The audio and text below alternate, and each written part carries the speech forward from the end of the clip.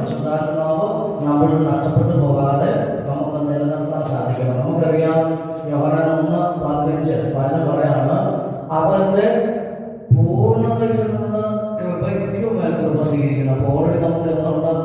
കൃപയുണ്ട്. അതിനെ കൊണ്ട് എന്തുകൊണ്ട് സ്വീകരിക്കാൻ പോവുക? കൃപയ്ക്കുമേൽ കൃപ സ്വീകരിക്കാൻ പോവുക എന്ന് പറഞ്ഞാൽ എന്താ?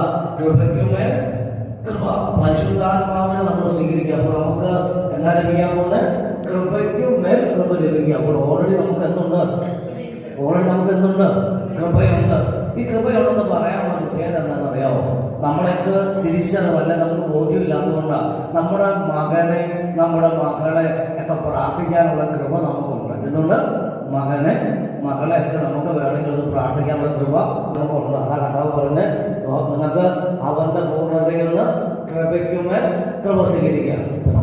നമ്മുടെ മക്കളൊക്കെ കിടന്നുറങ്ങുമ്പോൾ അവിടെ കൈ വെച്ചിട്ട് പഠിക്കാനുള്ള ബുദ്ധി ഉണ്ടാകണമെന്ന് ഈശോയോട് പ്രാർത്ഥിക്കണം. ഉപദേശിക്കുന്നതിനേക്കാൾ കൂടുതൽ ഏറ്റവും നല്ല എത്രയാണ്? പ്രാർത്ഥനയാണ്. അതുകൊണ്ട് തന്നെ വഴിതെറ്റി പോകാതിരിക്കാൻ വേണ്ടി ഈശോയെ, എൻ്റെ മകനെ എൻ്റെ മകളെ കാത്തംരക്ഷിക്കണമെന്ന് ഈശോയോട് പ്രാർത്ഥിക്കണം. കിടന്നുറങ്ങുന്ന സമയത്ത് മദ്യപാനം അതുകൊണ്ടുള്ള പ്രതിസന്ധിയിൽ കൂടെയൊക്കെ കടന്നു പോകുന്ന സമയം ഒരു മനുഷ്യൻ്റെ ഉറക്കമെന്ന് പറഞ്ഞാൽ എന്താ? ഒന്നും ചിന്തിക്കാതെയുള്ള ഒരു സമയമാണ്. ആ ഒരു പ്രാർത്ഥനയ്ക്ക് ഫലമുണ്ട്. അപ്പോൾ നിങ്ങൾ ഉറങ്ങുമ്പോൾ പോയി പ്രാർത്ഥിക്കണമെന്നല്ല. ചില കുട്ടികൾക്ക് പ്രാർത്ഥനയോട് വിശ്വാസമില്ല.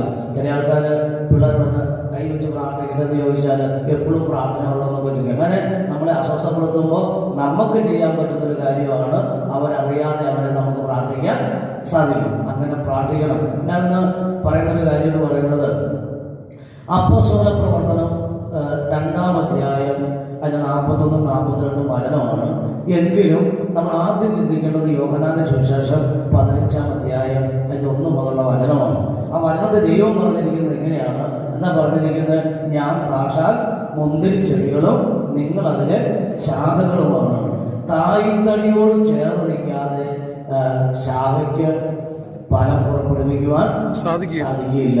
നമുക്ക് കിട്ടിയ പരിശുദ്ധാത്മാവ് നമ്മളിൽ നഷ്ടപ്പെട്ടു പോകാതിരിക്കണമെങ്കിൽ നമ്മൾ എപ്പോഴും തായ്തടിയോട് ചേർന്ന് നിൽക്കണം.